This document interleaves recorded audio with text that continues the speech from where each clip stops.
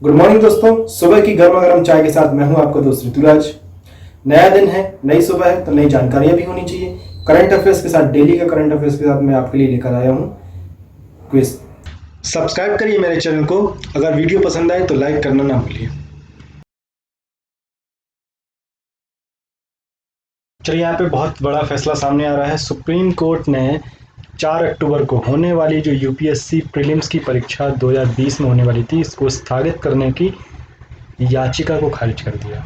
यहाँ पर 2020 में यूपीएससी प्रीलिम्स के एग्ज़ाम होने वाले थे, इसको स्थगित कर दिया गया। सुप्रीम कोर्ट ने यूपीएससी प्रीलिम्स 2020 परीक्षा को स्थगित करने की याचिका को खारिज कर दिया।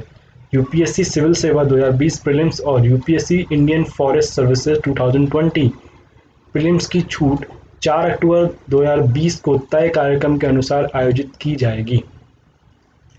पीठ ने हालांकि यूपीएससी को उन उम्मीदवारों के लिए विशेष रियायत पर विचार करने और बनाने के लिए कहा है जो उनके अंतिम दिन हैं या अंतिम प्रयास कर रहे हैं। उनके लिए ये बताया गया कि भाई जिनके लिए ये अंतिम दिन तक लगे रहते हैं, उनको देखते हुए इन्होंने इसको कैंसिल नहीं करने का विचार बनाया। चलिए, यूपीएससी स्थानीय होटलों में स्वीकार होने के लिए एडमिट कार्ड प्रस्तुत करेगा। परीक्षा के लिए उपस्थित होने वाले उम्मीदवारों की सुविधा के लिए सुप्रीम कोर्ट ने कहा कि यूपीएससी एडमिट कार्ड उम्मीदवारों के लिए उप केंद्रों के पास स्थानीय होटलों में भर्ती होने की अनुमति होगी। यूपीएससी को राज्य को निर्देश देने के लिए भी कहा गया है।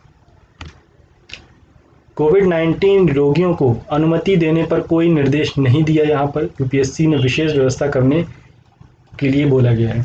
यहाँ पर सुप्रीम कोर्ट ने कोविड-19 के लिए जो रोगी हैं, जो एग्ज़ाम दे रहे हैं पर नहीं दे सकते, क्यों? क्योंकि वो कोविड-19 से पीड़ित हैं, तो उनके लिए क्या विशेषता की व्यवस्था करी, ये भी देख लेते हैं। कोविड-19 से पीड़ित उम्मीदवारों को अनुमति देने के लिए यूपीएससी को इन निर्देश देने से इनकार करने के कारण यह परीक्षा के लिए उपस्थित अन्य लोगों को खतरे में डाल सकती है। कहने का मतलब ये है कि यहाँ पे ये बोल रहा है कि भाई उनको नहीं बुलाना चाहिए, परंतु सुप्रीम कोर्ट ने यूपीएससी को परीक्षा के दौरान खांसी और सर्दी से पीड़ित उम्मीदवारों के लिए विशेष व्यवस्था करने के लिए भी कहा है। मेडिकल प्रोटोकॉल नहीं तोड़ा जा सकता कोविड-19 पॉजिटिव उम्मीदवारों पर, सुप्रीम कोर्ट ने यह भी कहा। जबकि यूपीएससी ने पुष्टि की कि सभी केंद्रों पर अलग व्यवस्था की गई है। पीठ ने वकील से सहमति जताई की और कहा कि चिकित्सा प्रोटोकॉल तय करता है, जो भी प्रोटोकॉल चल रहा है, अगर किसी को कोविड-19 है तो ये WHO की गाइडलाइन है, ये प्रोटोकॉल है कि उसको क्वारंटाइन रहना पड़ेगा, घर पे रहना है, कहीं बाहर नहीं जाना है, तो ये प्रोटोकॉल है। तो मरीजों के लिए क्या बोल रहा है कि चिकित्सीय प्रोटोकॉल तय करता है कि मरीज को संगरोध मतलब आइसोलेशन में किया जाए। जब तक ये तर्क दिया गया कि मरीज को CLT मतलब जो कॉमन टेस्ट होने वाला है के लिए उपस्थित होने की अनुमति दी गई थी, तो पीठ ने कहा कि यह एक अपवाद था, ना कि आदर्श। चिकित्सा प्रोटोकॉल तय करता है कि उन्हें घर पर रहना चाहिए और आप चाहें तो इसे तोड़ भी सकते हैं। तो यहाँ पे एक चीज़, यहाँ पे डबल बातें की। यहाँ पे इन्होंने यहाँ पे बता दिया कि ये जो प्रोटोकॉल है, ये एक प्रकार का आपकी मर्जी के ऊपर है, ये आपको रहना चाहिए परंतु आप इसको तोड़ भी सकते हैं, ऐसा यहाँ पे सुप्रीम कोर्ट बोल रहा है। उचित सार्वजनिक परिवहन सुनिश्चित करने के लिए सभी मुख्य सचिवों से भी अनुरोध करेगा यूपीएससी। सार्वजनिक परिवहन पर चिंताओं के संबंध में एडवोकेट कौशिक ने उत्तर दिया कि राज्यों के मुख्य सेविकाओं को 3 अक्टूबर को पत्र लिखा गया ताकि उपयुक्त सार्वजनिक परिवहन सुविधा सुनिश्चित की जा सके और उपयुक्त दिशा निर्देश जारी करके रेलवे बोर्ड के 4 चेयरमैन को सूचित भी किया गया है। एक इन्वेस्टर के लिए अनुश्री कपाड़िया सिविल सर्विसेज के एक पिता की ओर से अपनी प्रस्तुति शुरू करती हैं, जो केंद्र सरकार का अधिकारी भी है। उनका तर्क यह है कि यूपीएससी के लिए उपस्थित होने वाले उम्मीदवार अलग अलग क्षेत्रों से है और कई ऐसे स्थान पर हैं जहां ट्रेनें या ट्रेन सेवाएं अभी तक शुरू नहीं हुई हैं। वास्तव में उन्होंने यूपीएससी को कुछ नया नहीं किया। उन्होंने ये बोला कि यूपीएससी ने अभी कुछ नया तो किया नहीं, यहाँ पे वही पुरानी सेवाएं, वही पुरानी व्यवस्थाएं थी, परंतु जहाँ से उम्मीदवार नहीं आ सकते वहाँ पे अभी ट्रेन सुविधा नहीं चालू हुई है, तब कैसे करेंगे? तो यहाँ पे एक असमान वितरण हो रहा है यहाँ पर, इसी को लेके यहाँ पे याचिका लगाई थी। सर्वोच्च न्यायालय के समक्ष प्रस्तुत करते हुए यूपीएससी ने कहा कि इससे परीक्षा की तैयारी के लिए पहले ही 50.49 करोड़ रुपए खर्च कर दिए गए, इसलिए इसे स्थगित करने से सरकारी खजाने पर बहुत खर्च पड़ेगा। वो चाह रही है कि एग्ज़ाम हो किसी भी कीमत में, लेकिन इसके फैसले के पीछे एक और प्रमुख कारण ये भी है, भारत अब लॉकडाउन के बाद अनलॉक के 5वें चरण में प्रवेश कर रहा है और मेडिकल उम्मीदवारों के लिए जेई जैसे इंजीनियरिंग और एनईटी जैसी कई एग्ज़ाम भी परीक्षाएं भी हो रही हैं सुरक्षित प्रोटोकॉल के साथ में। यूपीएससी के एक अधिकारी ने कहा, नीट और जेईई को स्थगित करने के लिए छात्रों पर भारी दबाव था, लेकिन कोविड-19 के फैलने के बावजूद उनका सफलतापूर्वक संचालन किया गया। यूपीएससी के अधिकारी ने ये कहा था। तो भाई ये तो हमने देख लिया। अभी जो रिसेंट में 30 तारीख को मतलब कल की डेट में सुप्रीम कोर्ट का जो एक निर्णय आया यूपीएससी प्रीलिम्स के एग्ज़ाम के लिए, वो हमने देखा। अब हम जानते हैं देश और दुनिया के इतिहास में 1 अक्टूबर को क्या प्रमुख घटनाएं हुई थी। आज ही के दिन 1 अक्टूबर को 1854 में भारत में डाक टिकट का प्रचलन प्रारंभ हुआ था। 1919 में मशहूर उर्दू शायर मजरू सुल्तानपुरी जी का जन्म हुआ था। 1949 में चीन में कम्युनिस्ट पार्टी का शासन आरंभ हुआ। 1967 में भारतीय पर्यटन विकास निगम की स्थापना हुई थी। सन 2000 में सिडनी में 27वें ओलंपिक खेल संपन्न हुए थे, आज ही के दिन 1 अक्टूबर को।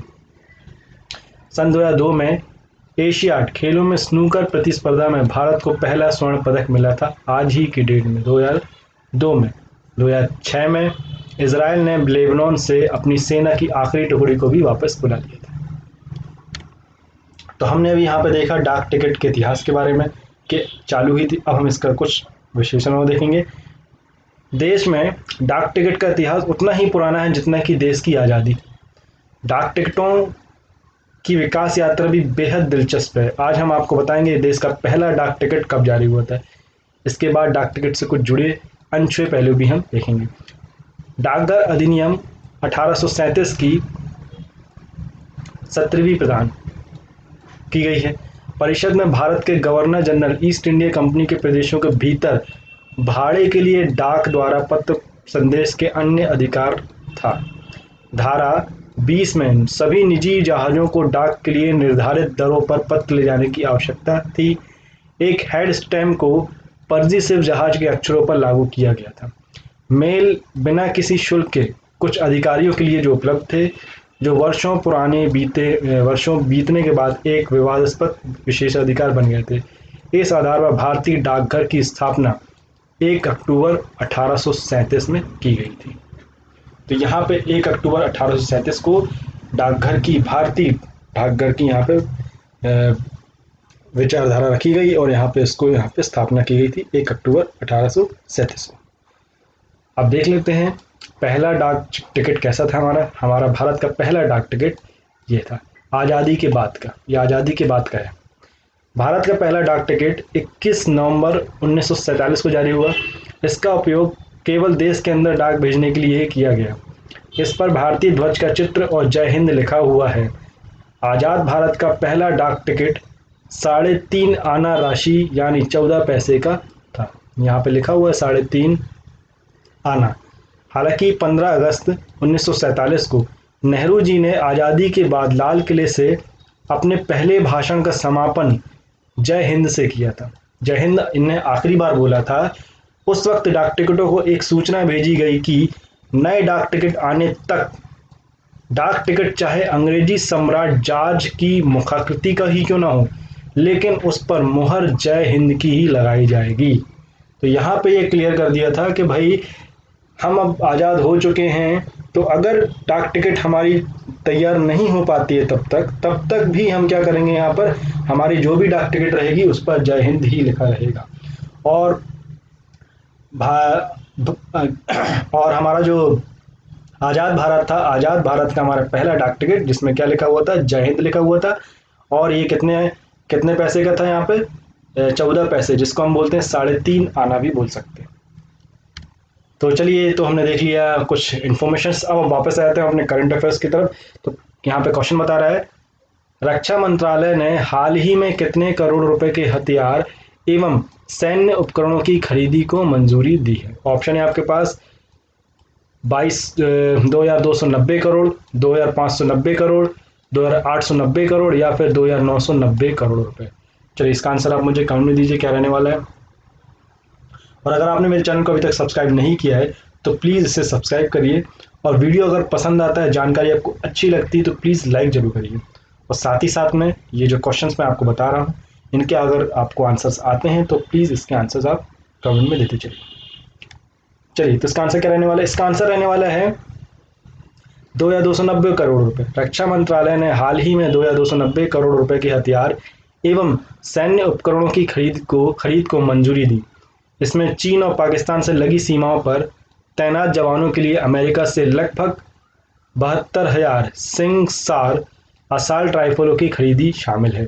सेना ने अक्टूबर 2017 में करीब 7 लाख राइफल और 44,000 हल्की मशीन गन LMG बोला जाता है जिसको, और करीब 44,600 कार्बाइन खरीदने की प्रक्रिया शुरू कर दी है। रक्षा मंत्रालय के मुताबिक नए DAP के बाद युद्धक हेलीकॉप्टर और सैन्य उपकरण, हथियार, मिलिट्री ट्रांसपोर्ट एयरक्राफ्ट, नौसैनिक जहाज आदि किराए पर लिए जा सकेंगे। तो यहाँ पर हम पूरी अपनी तैयारी कर रहे हैं। रक्षा मंत्रालय ने बहुत पैसा यहाँ पे लगाया और करोड़ों रुपए खर्च करके हथियार और सैन्य उपकरणों को हम खरीद रहे हैं, अपनी ताकत बढ़ा रहे हैं, क्योंकि अभी हमारा जो देश है वो चीन के साथ LAC में, और हमारा जो सेना है, हमारी जो नियंत्रण रेखा है वहाँ पर थोड़ा सा विवाद चल रहा है। इसको देखते हुए हम अपनी पूरी तैयारी कर रहे हैं कि कल के दिन अगर हमको इसकी ज़रूरत पड़ती है तो हम निहत्थे न रहें। चलिए आगे बढ़ेंगे।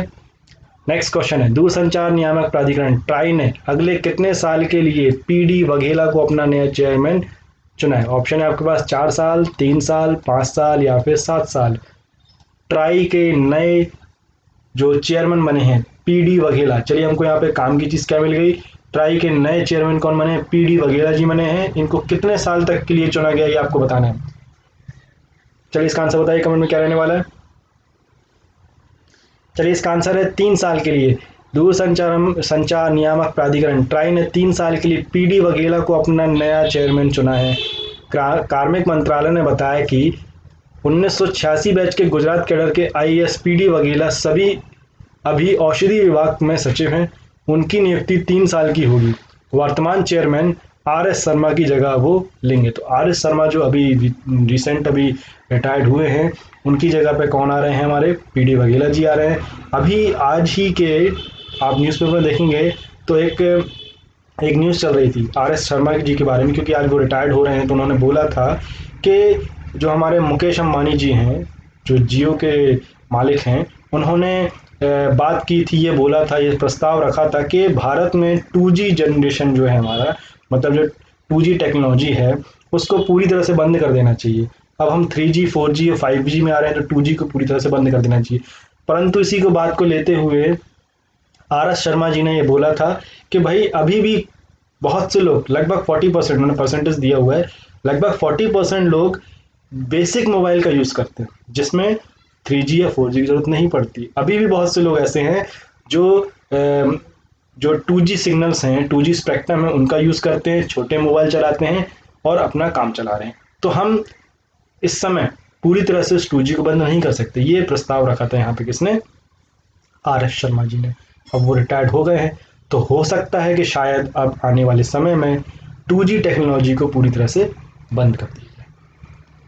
चलिए आगे बढ़ेंगे। नेक्स्ट क्वेश्चन, गृह मंत्रालय ने हाल ही में राष्ट्रीय जांच एजेंसी NIA के 3 अतिरिक्त शाखाओं को इम्फाल, चेन्नई और किस शहर में स्थापित करने की मंजूरी दी है? NIA के 3 शाखाओं को इम्फाल, चेन्नई और किस शहर में स्थापित करने की मंजूरी दी? 2 मैंने बता दिए, तीसरा आपको बताना है। ऑप्शन आपके पास है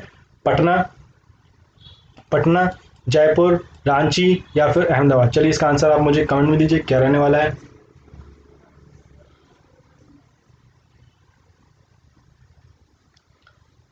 चलिए इसका आंसर है रांची। गृह मंत्रालय ने 28 सितंबर 2020 को राष्ट्रीय जांच एजेंसी NIA के 3 अतिरिक्त शाखाओं को इम्फाल, चेन्नई और रांची में स्थापित करने की मंजूरी दी है। NIA के अनुसार इस निर्णय से आतंकवाद रोधी जांच एजेंसी को संबंधित राज्यों में किसी भी उभरती हुई स्थिति को लेकर जल्दी प्रतिक्रिया देने में मदद मिलेगी। NIA का मुख्यालय दिल्ली में है। देश में इस समय उनकी 9 शाखाएं हैं। गुवाहाटी, मुंबई, जम्मू, कोलकाता, हैदराबाद, कोच्चि, लखनऊ, रायपुर और चंडीगढ़ में। NIA की 9 शाखाएं जबलपुर इंडिया में है, ये हमको यहाँ पे मिल गया। अब यहाँ पे नई शाखा जो है 3 और कौन सी यहाँ पे स्थापित करने की बात हो रही है, इम्फाल में, चेन्नई में और अब रांची भी है। चलिए आगे बढ़ेंगे। विश्व रेबीज दिवस या वर्ल्ड रेबीज डे निम्न में से किस दिन मनाया जाता है? ऑप्शन है आपके पास 10 मार्च, 12 अप्रैल, 15 जनवरी या फिर 28 सितंबर। चलिए इसका आंसर आप मुझे कमेंट में दीजिए, क्या रहने वाला है? विश्व रेबीज दिवस निम्न में से किस दिन मनाया जाता है? चलिए इसका आंसर है 28 सितंबर। विश्व रेबीज दिवस प्रतिवर्ष 28 सितंबर को मनाया जाता है। यह एक अंतर्राष्ट्रीय अभियान है जो global alliance for rabies control नामक गैर लाभकारी संगठन, जिसको हम NGO भी बोल सकते हैं इंग्लिश में, संगठन के द्वारा सम्मानित किया जाता है, चलाया जाता है। यह दिन मनुष्यों और जानवरों पर रेबीज के प्रभाव के विषय में जागरूकता बढ़ाने के लिए, बीमारी की रोकथाम और रेबीज को नियंत्रण करने और साथ ही साथ में उनके प्रयासों के बारे में जानकारी और सलाह देने के लिए मनाया जाता है। प्रधानमंत्री नरेंद्र मोदी जी ने हाल ही में किस राज्य में नमामि गंगे मिशन के तहत 6 मेगा प्रोजेक्ट का उद्घाटन किया? चलिए इसका आंसर आप मुझे दीजिए कमेंट में। नमामि गंगे मिशन के तहत 6 मेगा प्रोजेक्ट का यहाँ पर उद्घाटन किया। ऑप्शन है आपका उत्तराखंड, झारखंड, उत्तर प्रदेश या फिर मध्य प्रदेश। नमामि गंगे मिशन के तहत, चलिए इसका आंसर रहने वाला है उत्तराखंड। उत्तराखंड में प्रधानमंत्री नरेंद्र मोदी जी ने 29 सितंबर 2020 को उत्तराखंड में नमामि गंगे मिशन के तहत 6 मेगा प्रोजेक्ट का उद्घाटन किया। इनमें से सीवेज ट्रीटमेंट प्लांट भी शामिल हैं। प्रधानमंत्री मोदी कार्यक्रम के दौरान गंगा को समर्पित एक म्यूजिक का भी लोकार्पण किया। यह म्यूजिक हरिद्वार के गंगा किनारे चांदनी घाट पर स्थित है। म्यूजियम है यहाँ पे, म्यूजियम का भी उद्घाटन किया यहाँ पे। और ये कहाँ पर है? हरिद्वार के गंगा घाट के किनारे चांदनी घाट पर है, गंगा के किनारे चांदनी घाट पर स्थित है। PM मोदी ने जल जीवन मिशन का लोगो का भी लॉन्च किया। यहाँ पे इन्होंने जल जीवन मिशन का एक लोगो भी लॉन्च किया। चलिए नेक्स्ट क्वेश्चन है, किस राज्य सरकार ने हाल ही में राज्य के दूरस्थ क्षेत्रों में बच्चों तक शिक्षा पहुंचाने के लिए अब रेडियो का इस्तेमाल करने का निर्णय लिया? आपको बताना है किस राज्य सरकार ने रेडियो के थ्रू अब बच्चों को शिक्षा देने की बात कर रहा है। ऑप्शन है आपके पास उड़ीसा, बिहार, पंजाब या फिर झारखंड। चलिए इसका आंसर है उड़ीसा। उड़ीसा सरकार के इस निर्णय के तहत उड़ीसा का स्कूल एवं मास एजुकेशन डिपार्टमेंट 28 सितंबर 2020 से ऑल इंडिया रेडियो के माध्यम से कक्षा शिक्षण शुरू करेगा। चूंकि कोविड-19 महामारी के मद्देनज़र स्कूल न खोले जाने के कारण स्मार्टफोन के द्वारा ऑनलाइन कक्षाओं के माध्यम से छात्रों तक पहुंचने की कोशिश की गई थी, जिनमें से उड़ीसा के 60 लाख छात्रों में से लॉकडाउन के दौरान मुश्किल से 22 लाख तक ही ऑनलाइन कक्षाओं के माध्यम पहुंच जा सके। महंगे स्मार्टफोन की तुलना में रेडियो सस्ता होता है और इसकी आवृत्ति लागत भी कम होती है। मतलब इसको हमको ब्रॉडकास्ट करने में हमको यहाँ पे लागत भी कम लगेगी। ये कौन बोल रहे हैं यहाँ पे? उड़ीसा सरकार बोल रही है। अंततः रेडियो स्कूल कार्यक्रम के साथ और अधिक छात्रों को शामिल करने की भी उम्मीद जताई जा रही है। एशियाई विकास बैंक ADB ने राजस्थान के शहरों में जल आपूर्ति एवं स्वच्छता के बुनियादी ढांचे और सुविधा के वित्त पोषण के लिए कितने $1 मिलियन ऋण की मंजूरी दी है? चलिए इसका आंसर आप मुझे दीजिए। कितना पैसा यहाँ पे ऋण के लिए यहाँ पे मंजूरी कर दी है यहाँ पे राजस्थान सरकार के लिए? ऑप्शन है आपके पास $200 मिलियन, $100 मिलियन, $300 मिलियन या फिर $400 मिलियन। चलिए इसका आंसर है $300 मिलियन। एशियाई विकास बैंक ADB ने राजस्थान के शहरों में जल आपूर्ति एवं स्वच्छता के बुनियादी ढांचे और सेवाओं के वित्त पोषण के लिए $300 मिलियन लगभग 2200 करोड़ रुपए के ऋण को मंजूरी दे दी है। इस परियोजना से राजस्थान के 14 शहरों के करीब 5.7 लाख लोगों के लिए बेहद जलापूर्ति संबंधी सेवाएं सुनिश्चित की जा सकेंगी। साथ ही लगभग 7.2 लाख लोगों के लिए स्वच्छता संबंधी सेवाएं उपलब्ध की जा सकेंगी। इस परियोजना में राजस्थान के केवल उन्हीं शहरों को शामिल किया गया है जहां की आबादी तकरीबन 20 लाख से 1 लाख तक 20,000 से 1 लाख तक की है। हिमालयन चंद्र टेलीस्कोप के हाल ही में कितने साल पूरे हुए आपको ये बताना है।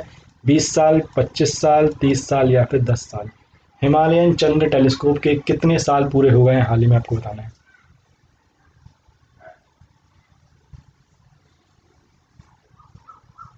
चलिए इसका आंसर क्या रहने वाला है। इसका आंसर रहने वाला है 20 साल। हिमालयन चंद्र टेलीस्कोप भारतीय खगोलीय वेधशाला में स्थित है।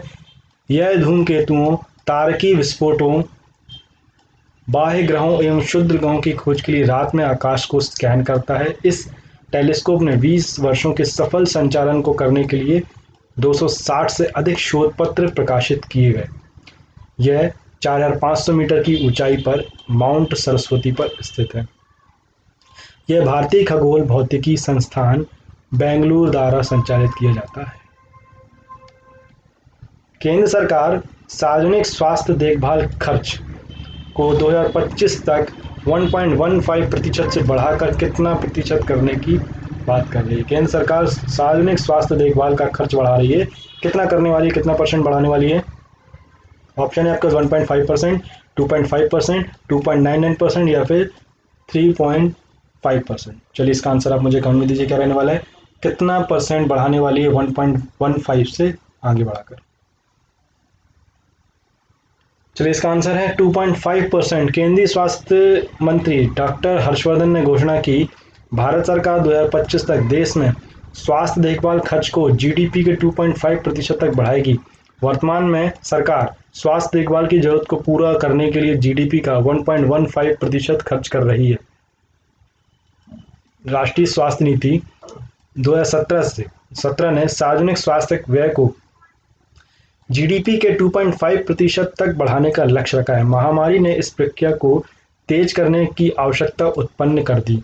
इसके अलावा शहरी स्वास्थ्य पर विशेष ध्यान देने के साथ ही साथ सार्वजनिक स्वास्थ्य क्षेत्र को भी मजबूत करना, सार्वजनिक स्वास्थ्य प्रबंध करना, स्वास्थ्य देखभाल को बढ़ावा देना, इन सभी को लेकर तत्काल आवश्यकता यहाँ पर थी। इसलिए यहाँ पर बढ़ाया जा रहा है। कितना 2.5% यहाँ पे करने की बात यहाँ पे करी जा रही है। चलिए आगे बढ़ेंगे। हाल ही में भारत ने किस देश के साथ बौद्धिक संपदा सहयोग पर एक हस्ताक्षर ज्ञापन पर हस्ताक्षर की। ऑप्शन है आपके पास जापान, डेनमार्क, चीन या फिर रूस। भारत ने आज हाल ही में किसके साथ बौद्धिक संपदा सहयोग पर एक समझौता हुआ उस पर हस्ताक्षर किए। चलिए इसका आंसर आप मुझे कमेंट में दीजिए क्या रहने वाला है। चलिए इसका आंसर है डेनमार्क। भारत और डेनमार्क ने हाल ही में बौद्धिक संपदा अधिकारों आईपीआर के क्षेत्र में सर्वोत्तम प्रथाओं का आदान प्रदान तथा प्रशिक्षण कार्यक्रमों में सहयोग बढ़ाने के लिए एक समझौता ज्ञापन एमओयू शुरू किया। वाणिज्य और उद्योग मंत्रालय ने एक बयान में कहा, दोनों पक्ष एमओयू को लागू करने के लिए एक द्विवार्षिक कार्य योजना तैयार करेंगे, जिसमें सहयोग गतिविधियों को पूरा करने की विस्तृत योजना शामिल होगी। दोनों पक्ष पेटेंट, ट्रेडमार्क, औद्योगिक डिजाइन और भौगोलिक संकेत के लिए आवेदन के निपटान की प्रक्रिया पर सूचनाओं एवं सर्वोत्तम प्रथाओं पर भी आदान प्रदान करेंगे। चलिए ये तो हमने देख लिया आज का करंट अफेयर्स के क्विज। अब कुछ आर्टिकल्स भी देख लेते हैं जो कि न्यूज़पेपर में चल रहे हैं अभी। स्वास्थ्य मंत्री हर्षवर्धन ने आईसीएमआर के वैक्सीन वेब पोर्टल और कोविड-19 हेतु राष्ट्रीय दैनिक, जिसको हम डायग्नोसिस भी बोलते हैं, का रजिस्ट्री का शुभारंभ किया। केंद्रीय स्वास्थ्य और परिवार कल्याण मंत्री डॉक्टर हर्षवर्धन ने 28 सितंबर 2020 को ICMR Indian council of medical research vaccine web portal और कोविड-19 के लिए राष्ट्रीय नैदानिक रजिस्ट्री नेशनल क्लिनिकल रजिस्ट्री का शुभारंभ किया। आईसीएमआर के कोविड-19 वैक्सीन पोर्टल के बारे में कुछ हम जान लेते हैं क्या है। इसके अनुसार आईसीएमआर का वैक्सीन पोर्टल भारत के साथ साथ विदेशों को भी कोरोना वायरस वैक्सीन के विकास के संबंधित सारी महत्वपूर्ण जानकारी प्रदान करेगा। इस तरह हमारे देश के नागरिक इस टीके के विकास से संबंध में होने वाले नवीनतम विकास और विभिन्न चरणों के बारे में खुद को आदित्य रख पाएंगे, मतलब खुद के बारे में खुद जानकारी रख पाएंगे कि कितना डेवलपमेंट हो रहा है और क्या इसमें ज़रूरी चीज़ें थी, सारा सब कुछ। कोविड-19 के लिए दैनिक नैदानिक रजिस्ट्री के बारे में कुछ और जान लेते हैं। कोविड-19 की राष्ट्रीय नैदानिक रजिस्ट्री, जिसमें डॉक्टर हर्षवर्धन द्वारा लॉन्च किया गया है, भारत के विभिन्न अस्पतालों में भर्ती कोविड-19 रोगियों के व्यवहार, उनके डायग्नोसिस, प्रयोगशाला जांच, प्रबंध, प्रोटोकॉल के बारे में संपूर्ण जानकारियां एवं डेटा इकट्ठा कर रहा है। चलिए, रक्षा मंत्रालय ने 2290 करोड़ रुपए के सैन्य उपकरणों की खरीद पर मंजूरी दे दी। यही हमने अभी क्वेश्चन में देखा था। अब यहाँ पे हम थोड़ा सा इसको डिटेल में जानते हैं। रक्षा मंत्रालय ने 28 सितंबर 2020 को 290 करोड़ रुपए के हथियार एवं सैन्य उपकरणों की खरीद को मंजूरी दे दी। इसमें अमेरिका से लगभग 72 या सिंग सौर असाल्ट राइफलों को शामिल किया गया है। रक्षा मंत्री चीन के साथ LAC पर बढ़ते तनाव के बीच लगातार बड़े फैसले ले रहे हैं। रक्षा मंत्री राजनाथ सिंह ने कहा कि नई रक्षा खरीद प्रक्रिया में मेक इन इंडिया के तहत घरेलू रक्षा कंपनियों को ताकत देने की पूरी व्यवस्था की गई है, जो प्रधानमंत्री नरेंद्र मोदी के आत्मनिर्भर भारत विजन के अनुरूप है। इसका मुख्य लक्ष्य भारत को रक्षा क्षेत्र में एक वैश्विक मैन्युफैक्चरिंग हब बनाने का है। अब कुछ इंपॉर्टेंट पॉइंट और देख लेते हैं इसके बारे में। नई खरीद प्रक्रिया में बड़ा बदलाव करते हुए हथियारों और सैन्य साजो सामान को किराए लीज पर लेने का विकल्प खोल दिया गया है। इस बदलाव के बाद अब लड़ाकू हेलीकॉप्टर, मिलिट्री ट्रांसपोर्ट एयरक्राफ्ट, नौसैनिक जहाज से लेकर युद्ध साजो सामान को देश विदेश में कहीं पर भी अनुबंध पर लेने का रास्ता खुल गया है। रक्षा मंत्री के अनुसार रक्षा क्षेत्र की हाल ही में घोषित प्रत्यक्ष विदेश नीति की नई नीति के मद्देनजर DAP 2020 में घरेलू कंपनियों को प्रोत्साहित करने का प्रावधान रखा गया है। रक्षा मंत्रालय के मुताबिक नए DAP के बाद युद्धक हेलीकॉप्टर और सैन्य उपकरण, हथियार, मिलिट्री ट्रांसपोर्ट एयरक्राफ्ट, नौसैनिक जहाज आदि किराए पर लिए जा सकेंगे। रक्षा खरीद परिषद ने 2290 करोड़ रुपए की सैन्य साजो सामान की खरीद मंजूरी को भी दे दी है। रक्षा मंत्री राजनाथ सिंह की अध्यक्षता में हुई DAC की बैठक में सीमा के अग्रिम मोर्चे पर तैनात सैनिकों के लिए सिंग सौर असॉल्ट राइफल भी शामिल है। तो ये तो था हमारा आज का करंट अफेयर्स। Thank you. हमारा क्या आज का करंट अफेयर्स। नेक्स्ट क्लास में हम पढ़ेंगे। कल की क्लास में मैं डेली आपके लिए लेके आने वाला हूँ। डेली हमारी क्लास रहने वाली है। कल हम फिर पढ़ेंगे कल का करंट अफेयर्स और सारी चीजों को जानेंगे। आशा करता हूँ आपको ये मेरा वीडियो पसंद आया होगा। अगर पसंद आया है तो लाइक करिए और ज़्यादा से ज़्यादा शेयर करिए। और अगर आपने इस चैनल को सब्सक्राइब नहीं किया है तो प्लीज़ इसे सब्सक्राइब करिए। हमारी क्लास रेगुलर चल रही है। मैथ्स की क्लास भी हमारी रेगुलर चल रही है, साइंस भी चल रही है, सारी क्लासेस हमारी रेगुलर चल रही हैं। Thank you.